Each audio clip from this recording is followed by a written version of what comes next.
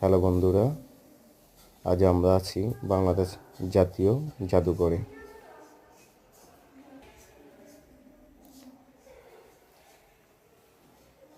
নব্বইতে যাদের জন্ম বা তারও আগে, তারা এই দিনগুলোকে হয়তো মনে আছে। গ্রাম্য পরিবেশ, গ্রামের মানুষের জীবন বৈচিত্র্য,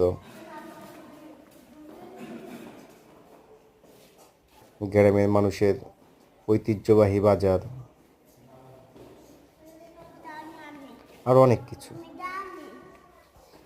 সেই দিনগুলো আসলে অনেক সুন্দর ছিল। আমরা যারা 90-এর আগে জন্ম নিয়েছি